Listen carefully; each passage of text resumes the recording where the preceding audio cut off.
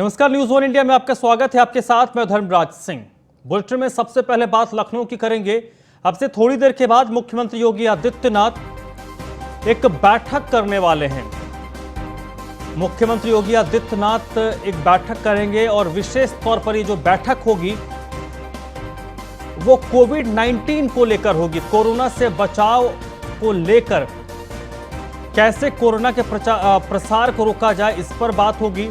Covid test में कम से कम 45% RTPCR test होंगे। इसके अलावा रेलवे स्टेशन और एयरपोर्ट, बस अड्डे पर भी टेस्टिंग की व्यवस्था अब एक बार फिर से शुरू की जाएगी और प्रॉपर तरीके से शुरू होगी। तो विशेष तौर पर आज जो बैठक बुलाई गई है उसमें मुख्यमंत्री के साथ तमाम जो अधिकारी हैं, प्रशासनिक और पुलिस दोनों के अधिकारियों को बुलाया गया है। इसके अलावा जो तमाम जिलों के या मंडलों के जो वरिष्ठ अधिकारी हैं वो वीडियो कॉन्फ्रेंसिंग के जरिए इस बैठक में जोड़ेंगे और उनके साथ चर्चा होगी। फोकस विशेष तौर पर कोविड को लेकर होगा, क्योंकि कल जो बैठक दिल्ली में हुई थी और प्रधानमंत्री ने वीडियो कॉन्फ्रेंसिंग के जरिए तमाम राज्यों के मुख्यमंत्रियों के साथ चर्चा की थी, उसमें प्रधानमंत्री ने चिंता व्यक्त की थी कि कोविड का प्रसार कुछ राज्यों में बहुत ज़्यादा है और अगर इसको कंट्रोल नहीं किया गया तो ये देशव्यापी हो सकता है। उत्तर प्रदेश सबसे बड़ा प्रदेश है, इसलिए यहां पर चुनौतियां सबसे ज्यादा भी हैं।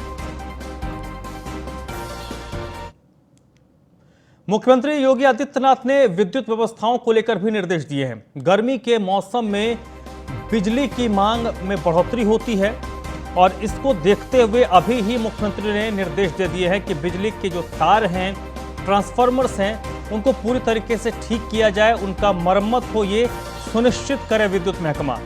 विद्युत उपभोक्ताओं की ओवर बिलिंग जैसी समस्याओं का भी समाधान हो और आवश्यकता अनुसार विशेष शिविर आयोजित किए जाएं।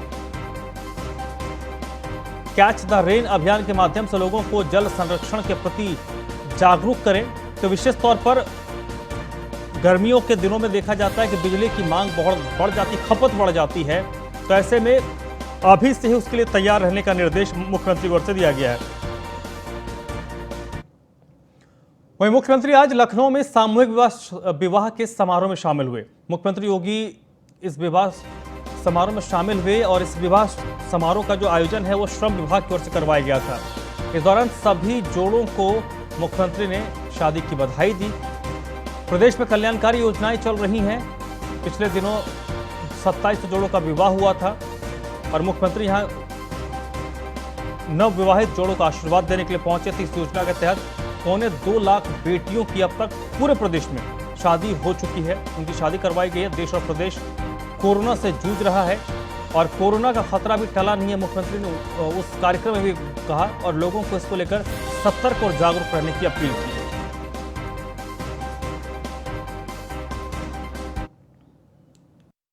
सामूहिक विवाह की योजनाएं कितनी लोकप्रिय हुई।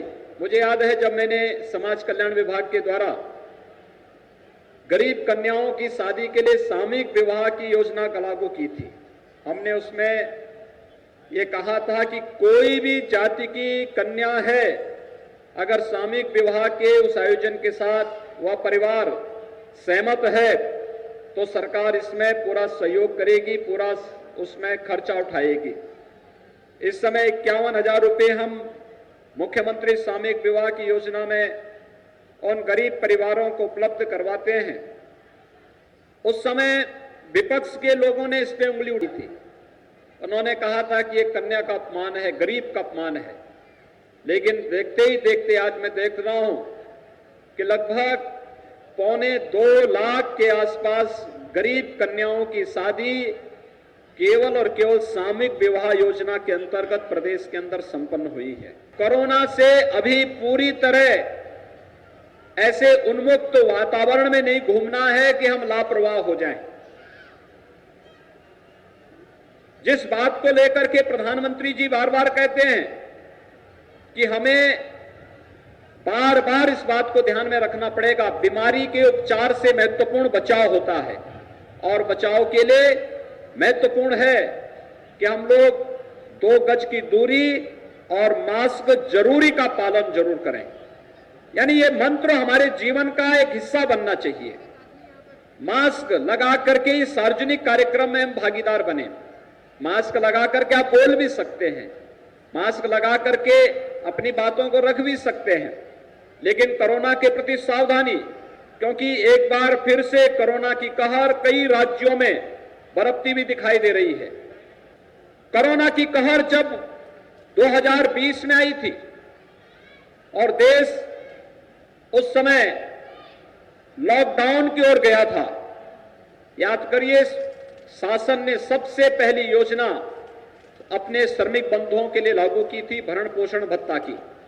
और मुझे बताते हुए प्रसन्नता है, 54 लाख से अधिक श्रमिकों के खातों में, जिसमें निर्माण कार्यों में जो रजिस्टर्ड श्रमिक हैं इनके खातों में तो पैसा दिया ही गया था, लेकिन स्ट्रीट वेंडर्स को हम लोगों ने पैसा दिया। कुली जो रेलवे स्टेशन पर बस स्टेशनों पर कार्य करते हैं उनके लिए भी धनराशि उन्हें उपलब्ध करवाने का कार्य किया गया।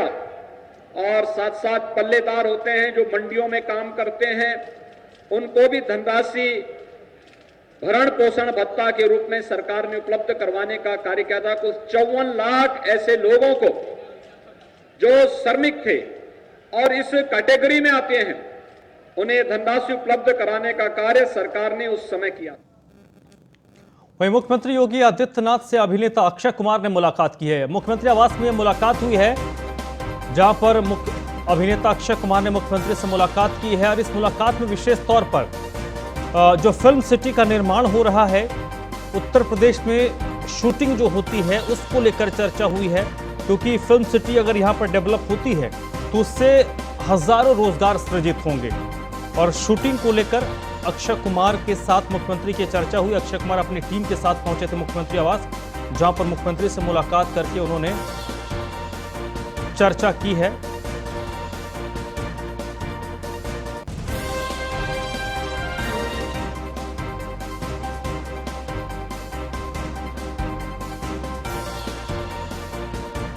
तो तस्वीर आप देख रहे हैं, मुख्यमंत्री से मुलाकात करने के लिए पहुंचे थे अक्षय कुमार।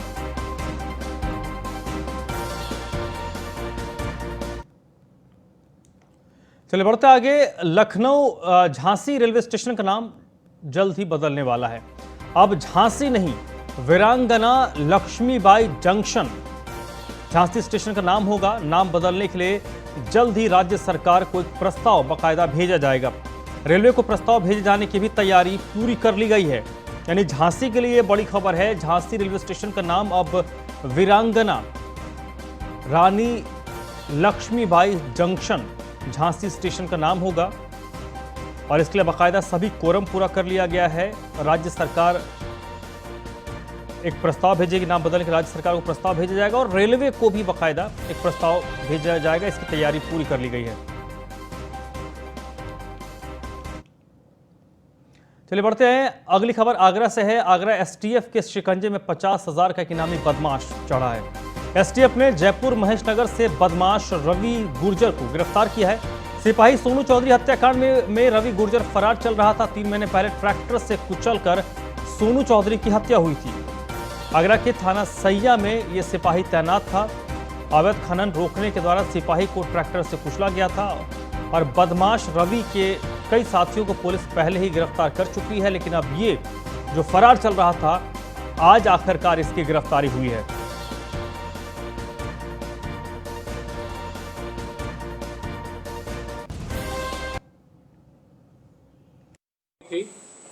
थाना खेड़ागढ़ अंतर्गत एक मुकदमा पंजीकृत हुआ, जिसमें हमारा ही विभाग का एक सोनू नाम का सिपाही था, जिसको खनन माफियाओं द्वारा बहुत ही नृशंस तरीके से उसके ऊपर ट्रैक्टर चढ़ा के उसकी हत्या कर दी गई थी। ये मुकदमा पंजीकृत हुआ था। कुल उसमें नामजद और प्रकाश में आए अभियुक्त 12 थे। 12 में से 11 की गिरफ्तारी पहले ही हो चुकी है। अभी रिसेंटली गब्बर की गिरफ्तारी हुई थी तकरीबन 10 से 15 दिन पहले। आखिरी अभियुक्त ये बचा हुआ था रवि उर्फ रविंदर सिंह पुत्र मोहर सिंह, जनपद धौलपुर राजस्थान का रहने वाला था। काफ़ी दिनों से जनपद आगरा की टीम और एसटीएफ की टीम इसके पीछे पड़ी हुई थी। काफ़ी दिनों से चकमा देते हुए भाग रहा था। कल एसटीएफ आगरा द्वारा इस पे कार्रवाई की गई है। इसको जयपुर से पकड़ा गया है और जयपुर से पकड़ने के बाद इसके संबंध में जानकारी इकट्ठा की गई। कुल इसके ऊपर 4 मुकदमे हैं। 3 मुकदमे 307 के हैं, एक 302 का जो मैंने अभी बताया। इसके अलावा 50,000 का इनामी ये। चलिए बढ़ते हैं आगे। अगली खबर कानपुर से है, जहां पर मंच पर विधायक के साथ एक हिस्ट्री शीटर नजर आया है। कार्डियोलॉजी में बने मंच पर स्वरूप नगर का हिस्ट्री शीटर बैठा मिला। स्वरूप नगर हिस्ट्री शीटर है जितेंद्र उर्फ लोई। स्वरूप नगर थाने में हिस्ट्री शीटर की टॉप 10 सूची में इसकी फोटो लगी है और हिस्ट्री शीटर जितेंद्र लोई पर गुंडा एक्ट में भी मामले दर्ज हैं।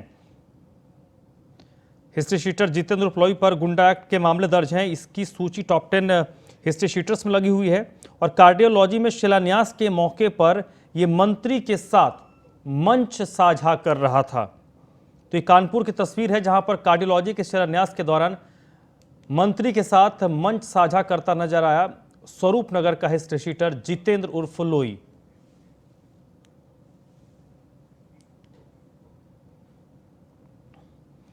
तो ये तस्वीर आप देख रहे हैं कानपुर का है, जहां पर एक हिस्ट्री शीटर है जितेंद्र उर्फ लोई और टॉप 10 अपराधियों में जो हिस्ट्री शीटर उस इलाके की है, थाने में बाकायदा इसकी फोटो लगी हुई है। लेकिन ये एक कार्डियोलॉजी के शिलान्यास के उद्घाटन के कार्यक्रम में मंच पर बैठा हुआ है और बाकायदा वहां पर मंत्री बैठे हुए हैं। मंत्री के साथ वो मंच साझा कर रहा है। रहने की चेष्टा। तो ये तस्वीरें आप देख रहे हैं और ये वो अपराधी है जिसे लाल घेरे में आप देख पा रहे हैं। ये है जितेंद्र उर्फ लोई जो बैठा हुआ है मंच पर। स्वरूप नगर थाने में हिस्ट्री शीटर की टॉप 10 सूची में उसकी फोटो लगी हुई है और ये वो थाने में जो फोटोग्राफ लगी है वांटेड लोगों की हिस्ट्री शीटर्स की, उनकी तस्वीरें हमने आपको दिखाई और ये वो शख्स है जो सार्वजनिक कार्यक्रम में बैठा हुआ है जिम्मेदार लोगों के बीच। और ये वो स्वरूप नगर थाने की हिस्ट्री शीटर्स की लिस्ट है जिसमें टॉप 10 में इसका नाम है। रामजी शर्मा इस वक्त मेरे साथ फोन लाइन पर जुड़ चुके हैं, इसी पर ज्यादा जानकारी के साथ। रामजी, कैसे संभव हुआ कि एक हिस्ट्री शीटर इतने बड़े लोगों के साथ, माननीय लोगों के बीच में बैठा हुआ है? जी बिल्कुल, मैं बता दूं कि जो जितेंद्र उर्फ कुमार उर्फ लोई है, ये स्वरूप नगर थाने के स्पीकर है। इसी स्वरूप नगर थाने के जो टॉप 10 अपराधियों सूची लगी, इसमें उसका नाम भी चढ़ा हुआ है। गुंडा की कार्रवाई होती है।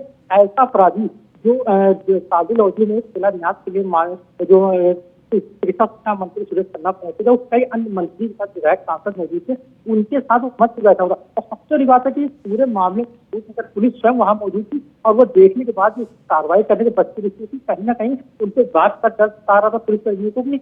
जो स्पीकर वो बड़े मंत्री और विधायकों के बीच बैठा हुआ, ऐसा पकड़ने कोई बात न हो जाए, ऐसे में उसको गिरफ्तार किया और धीरे से जितेंद्र में बैठा रहा, पूरे कार्यक्रम में वहां पर मौजूद रहा। लेकिन सबसे बड़ा सवाल जो है वो स्वरूप नगर पुलिस पर उठता है कि हिस्ट्री शीटर जो मंत्रियों को बीच बैठे उसको गिरफ्तार क्यों नहीं किया। कहीं ना कहीं साबित होता है कि पुलिस कर्मियों को भी कहीं ना कहीं उसका सुरक्षा मौजूद है, इसी वजह से उसको गिरफ्तारी नहीं की गई है।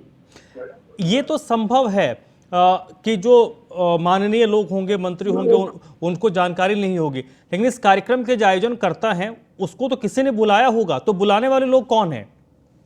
ये जो पूरा कार्यक्रम किया गया था, ये कार्डियोलॉजी डायरेक्टर हैं डॉक्टर विनय कृष्णा, उन्होंने पूरा कार्यक्रम आयोजित किया था। उस कार्यक्रम में जो भी वहां पर लोग आए थे, वहां जो लोग आए थे, उन सबके निमंत्रण का जो कार्यक्रम था वो डॉक्टर विनय कृष्णा द्वारा किया गया था। लेकिन सवाल ये था कि आखिर इसको बुला करके इसकी स्पीकर को वहां बैठाना में यह बड़ा सवाल खड़ा करता है और कहीं ना कहीं जो मंत्री है उठान जरूर लगता है। लेकिन ये बात सही की हो सकता है जानकारी ना हो, लेकिन जो निदेशक है डॉक्टर विनय कृष्णा, उनकी। चलिए राम जी, बहुत बहुत शुक्रिया आपका इस जानकारी। बढ़ते हैं आगे। अगली खबर गौतम बुद्ध नगर से है। कोरोना को लेकर पुलिस कमिश्नर आलोक सिंह की एक पहल देखने को मिली है। 288 जगहों पर पब्लिक एड्रेस सिस्टम के जरिए लोगों को जागरूक किया जाएगा। पुलिस कमिश्नर कार्यालय सेक्टर 108 में एलईडी के जरिए लोगों को कोरोना से बचाव की जानकारी दी जाएगी। एलईडी डिस्प्ले से नागरिकों को कोरोना वायरस से कैसे बचना है, इसके संबंध में जानकारी दी जा रही है। तो जो कमिश्नर हैं गौतम बुद्ध नगर के आलोक सिंह, उनकी ये एक कोशिश है, उनकी एक पहल है। 288 जगहों पर पब्लिक एड्रेस सिस्टम के तहत लोगों को जागरूक किया जाएगा, क्योंकि एनसीआर का हिस्सा है नोएडा और यहाँ पर बड़े पैमाने पर लोग ट्रैवल करते हैं, आते जाते रहते हैं। तो लोग कैसे बचे, क्योंकि दिल्ली में भी कुछ संख्या बढ़ी, हालांकि उस तरीके से नहीं बढ़ी है, लेकिन महाराष्ट्र हो, पंजाब की अगर विशेष तौर पर बात करें, पंजाब में बहुत संख्या बढ़ रही है। ऐसे में अभी से ही अगर लोगों को जागरूक किया जाए तो शायद वैसी स्थिति नोएडा में नहीं होगी। आगरा की बात करते हैं। आगरा पुलिस को एक बड़ी सफलता हाथ लगी है। अवैध कच्ची शराब की भट्टियों पर पुलिस ने कार्रवाई की है। 50 लीटर कच्ची शराब के साथ एक महिला तस्कर को गिरफ्तार किया गया है। पुलिस ने मौके से हजारों लीटर लहन को नष्ट किया है। इसके साथ एक गैस सिलेंडर के साथ अवैध शराब बनाने के उपकरण बरामद हुए हैं। शमशाबाद के नगला सूरजभान से ये गिरफ्तारी की गई है। तो इस पूरे प्रकरण को आप पंचायत चुनाव से भी जोड़कर देख सकते हैं। त्योहारों से पहले जो शराब बनाने की शुरुआत होती है, जो इस तरीके के काम करते हैं, वो सक्रिय हो जाते हैं। हालांकि पुलिस और आबकारी विभाग की टीम भी पूरी तरीके से सक्रिय है। आगरा में आज शराब की भट्टियों पर कार्रवाई की गई है और 50 लीटर शराब को नष्ट किया गया है और एक महिला की गिरफ्तारी हुई है। बढ़ते आगे, हमीरपुर से अगली खबर है। त्योहारों से पहले आबकारी विभाग एक्शन में नजर आ रहा है। तो न सिर्फ आगरा में बल्कि हमीरपुर में भी आबकारी विभाग एक्शन में नजर आ रहा है। कई दुकानों पर आबकारी विभाग ने छापेमारी की है। जहरीली शराब पर आबकारी विभाग की पैनी नजर है। धरपकड़ अभियान चलाया जा रहा है और आबकारी विभाग के इस एक्शन से इलाके में हड़कंप मच गया। जिले में शराब से मौत के मामले बढ़े हैं। उसके बाद विभाग सक्रिय हुआ है। ठेकों पर छापा मारकर शराब की जांच की जा रही है कि शराब क्या ओरिजिनल है या यहां पर नकली शराब बेची जा रही है। हमीरपुर के सदर थाना क्षेत्र के नौबस्ता में आबकारी विभाग ने कार्रवाई की है, क्योंकि कई बार ये देखा जाता है कि जो अवैध धंधेबाज होते हैं वो ओरिजिनल बोतल में जहरीली शराब मिलाकर पैक करके बेचते हैं, ताकि वो देखने में तो ओरिजिनल लगे लेकिन वो जहरीली शराब होती है।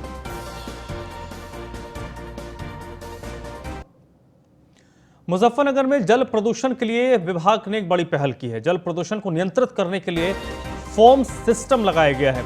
प्रदूषण विभाग ने धांधेड़ा नाले में यह फोम सिस्टम लगाया है। सिटी मजिस्ट्रेट अभिषेक सिंह ने फोम सिस्टम का निरीक्षण किया। धांधेड़ा नाले में कई दर्जन फैक्ट्रियों का पानी गिरता है और इन फैक्ट्रियों की पानी की जांच के लिए यह सिस्टम लगाया गया। लखनऊ में गोमती नदी के बाद मुजफ्फरनगर में यह सिस्टम लगाया गया है। मौके पर प्रदूषण अधिकारी डीसी पांडे समेत कई लोग मौजूद थे जब ये सिस्टम लगाया जा रहा था, क्योंकि इससे यहां पर पानी की गुणवत्ता को चेक किया जाएगा।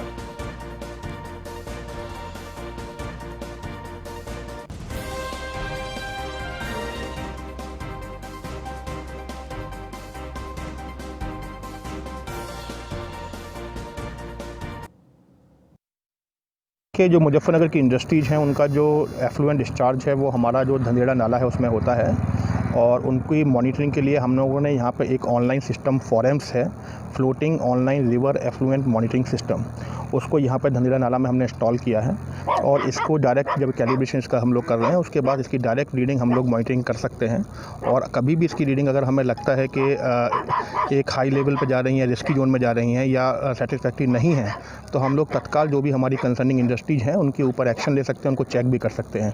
पॉल्यूशन डिपार्टमेंट और प्रशासन की तरफ से लगातार इंडस्ट्रीज़ के साथ मीटिंग भी की जाती रही है और लगातार उनके ऊपर कार्रवाई भी की जाती रही है। इस ऑनलाइन रिवर मॉनिटरिंग सिस्टम जो हमारा एफ्लुएंट मॉनिटरिंग सिस्टम है इसकी वजह से इसके कारण हमारी मॉनिटरिंग और स्ट्रॉन्ग होगी और हम लोग जो वाटर पॉल्यूशन को कंट्रोल और अच्छे से कर पाएंगे। कैसे चिन्हित किया जाएगा कहाँ कौन सी फैक्ट्री से प्रदूषण आया है? देखिए जो इसके पीछे अप स्ट्रीम में जितनी भी फैक्ट्रीज हैं अराउंड 25 हमारी इंडस्ट्रीज हैं जिनका एफ्लुएंट यहाँ पर आ रहा है और जैसे ही इस पर रीडिंग अगर हमारी हाई लगती है तो हम तत्काल टीम्स बना के हम लोग को विजिट भी करते हैं। तत्काल टीम बना के हम लोग 25 इंडस्ट्री पे एक बार चेक कराएंगे तुरंत। अच्छा, इस तरह का सिस्टम पूरे उत्तर प्रदेश में कहीं नहीं है तो यहाँ मुजफ्फरनगर में धंधेड़ा नाला ही क्यों चुना गया? देखिए क्योंकि मुजफ्फरनगर में जितनी भी इंडस्ट्रीज हैं उनका जो एफ्लुएंट है वो धंधेड़ा नाले में आता है और इसमें वाटर पॉल्यूशन की शिकायत हमें पहले मिलती रही थी तो उसी को और इम्प्रूव करने के लिए वाटर पॉल्यूशन जो मॉनिटरिंग है उसको इम्प्रूव करने के लिए उसको सुधारने के लिए हमने ये नया एक सिस्टम लगाया है। चलिए बढ़ते आगे। अगली खबर गाजियाबाद से है। गाजियाबाद में बिजली विभाग की लापरवाही के मामले में 1 महीने गुजर जाने के बाद भी बेटी को इंसाफ नहीं मिला है। मंदिर जाते वक्त तार की चपेट में मीनाक्षी आई थी और विभाग की लापरवाही से मीनाक्षी ने अपने हाथ गंवा दिया था। सफदरजंग अस्पताल में जिंदगी और मौत से मासूम जूझ रही है। और इलाज का खर्च भी उठाने में असमर्थ है। पीड़ित परिवार की आर्थिक स्थिति इतनी अच्छी नहीं है कि वो इलाज का खर्च उठा पाए। पीड़ित परिवार ने सरकार से मदद की गुहार लगाई है और ये सब कुछ हुआ था बिजली विभाग की लापरवाही के कारण। ये जो बच्ची है मीनाक्षी, वो मंदिर जा रही थी, उसी दौरान तार की चपेट में आ गई और एक हाथ इस बच्ची को अपना गंवाना पड़ा। अभी भी बच्ची की हालत गंभीर है। वो जिंदगी और मौत की जंग दिल्ली के सफदरजंग अस्पताल में लड़ रही है। परिवार आर्थिक रूप से इतना संपन्न नहीं है कि पीड़ित का इलाज करवा पाए, इसलिए अब सरकार से मदद की गुहार लगाई जा रही ताकि सरकार अगर मदद करे तो बच्ची का इलाज बेहतर तरीके से हो पाए।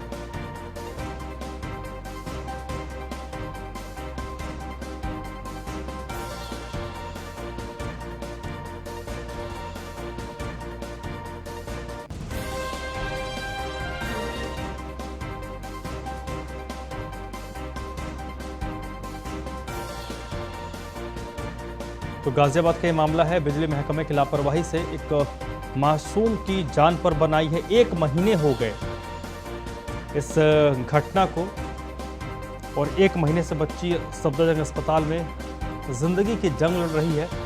एक हाथ बच्ची ने अपना गंवा दिया है और बिजली विभाग की ओर से किसी तरीके की ना कोई कार्रवाई हुई है, ना मदद की है। लापरवाही है बहन। अब यहाँ तो पता कितने चुके के 4000 वोल्ट का तार है।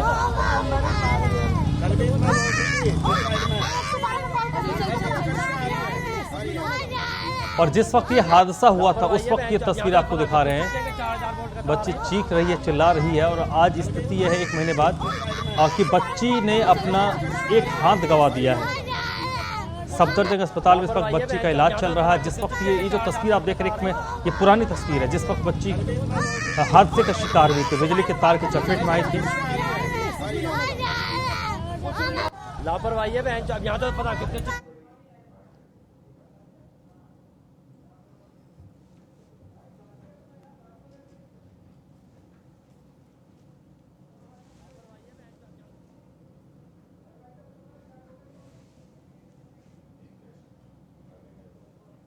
मौजूद है गाजियाबाद के हरवंश कॉलोनी में, जहां एक परिवार से मिलवाएंगे जहां जिन्हें आर्थिक रूप से की ज़रूरत है और वहीं इनकी लड़की जा रही थी। आइए इनसे जानेंगे पूरा मामला क्या था। आपका नाम क्या है? नंदू। आपकी लड़की जा रही थी, कहाँ जा रही थी और क्या प्रसाद हुआ चढ़ाना था? वो प्रसाद चढ़ाने जा रहे थे। जो भी वहाँ तार गिरे हुए थे उसमें जाके तो साफ तौर पर बिजली विभाग की लापरवाही बिल्कुल देखने को मिली। कोई सुनने को तैयार नहीं है। हम भटक लिए, बहुत ज़्यादा परेशान हो गए और बहुत ज़्यादा सब कुछ हो गए। सबके पास चले, कोई कह रहा 2000, कोई कह रहा 500 रुपये। हादसा कब हुआ था? 15 तारीख को हुआ था। 15 फरवरी। लड़की अस्पताल में है सर। तो आपके पास आर्थिक रूप से अभी तक कोई नहीं आया सर। बहुत परेशान है सर। बहुत ही ज़्यादा। कोई नहीं आया सर। कोई नहीं आया सर। बहुत ज़्यादा परेशान है सर। मदद के लिए इतना परेशान हो, बिजली विभाग वाले के पास जा रहे हैं। वो उन्होंने कह रहे हैं 8 टीम है। 8 टीम होने के बाद में वो कह रहे हैं कि 500 रुपये करके 4000 8000 रुपये। एक चीज़ बताओ सर कि मतलब कहने का बच्चा है मेरे बच्चे की तबीयत बेकार हो गई, ज़िंदगी बेकार हो गई। अब बताओ मैं 8000 10,000 रुपये लेके और 15,000 20,000 लेके मैं क्या करूँगा? मेरी बच्चों की ज़िंदगी बर्बाद हो गई। क्या करूँ क्या ना करूँ सर? मतलब कहने का अगर इंसाफ नहीं मिला, अगर मुझे मुआवजा नहीं मिला तो मैं आग लगा के आत्महत्या कर लूँगा सर। और उसका बिजली विभाग वाले मतलब इसका जिम्मेदार होंगे। छोटे छोटे बच्चे हैं, बहुत ज़्यादा परेशान है। खड्डे में घर है, बहुत ही ज़्यादा परेशान है। स्थिति क्या है इस समय? बहुत ज़्यादा खराब है। बस बहुत निकल रहे सर। और तीसरे दिन जा रहे हैं हम। तीसरे दिन जा रहे हैं और पट्टी करवा रहे हैं और हाथ कट गया है, एक अंगूठा कट गया, पूरा पेट जला हुआ, पूरी जांग जली हुई है। अभी तक कोई बिजली विभाग कोई नहीं आया सर। कोई नहीं आया सर। तो साफ तौर पर आप देख सकते हैं यहाँ पर किस तरीके से पीड़ित परिवार परेशान है और आर्थिक रूप से ना यहाँ कोई विधायक सांसद कोई इनके पास नहीं पहुँचा है और ना बिजली विभाग की लापरवाही आखिरकार ऐसे देखने को कब तक मिलती रहेगी। गाजियाबाद में इस पर कार्रवाई होगी या नहीं? इस बुलेटिन में फिलहाल इतना ही।